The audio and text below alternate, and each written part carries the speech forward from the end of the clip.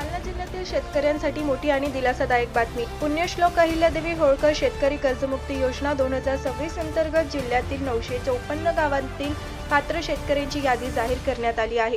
या योजनेअंतर्गत पात्र शेतकऱ्यांना मुद्दल व व्याजासह 2 लाख रुपयांपर्यंत कर्जमाफी मिळणार आहे.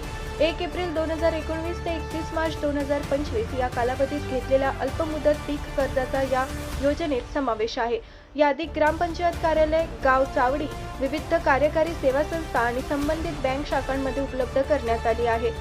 कर्जमाफीचा लाभ घेण्यासाठी आधार प्रमाणीकरण अनिवार्य आहे.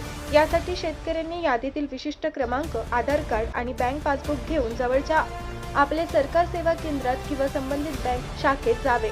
लक्षात ठेवा, आधार प्रमाणीकरणासाठी कोणतेही शुल्क आकारले जाणार नाही. जर कोणत्याही सेवा केंद्राने पैसे मागितले तर त्यांची तक्रार तात्काळ प्रशासनाकडे करा. आधार, बँक खाते किंवा कर्जाच्या माहितीत त्रुटी असल्यास ऑनलाईन तक्रार करता येणार असून बोटांचे ठसे न उमटल्यास तहसीलदारांकडेही ऑनलाईन तक्रार नोंदविण्याची सुविधा उपलब्ध आहे. जिल्हाधिकारी आशिमा मित्तल आणि जिल्हा उपनिबंधक विष्णू रोडगे यांनी पात्र शेतकऱ्यांना वेळेत आधार प्रमाणीकरण करून कर्जमाफीचा लाभ घेण्याचे आवाहन केले आहे.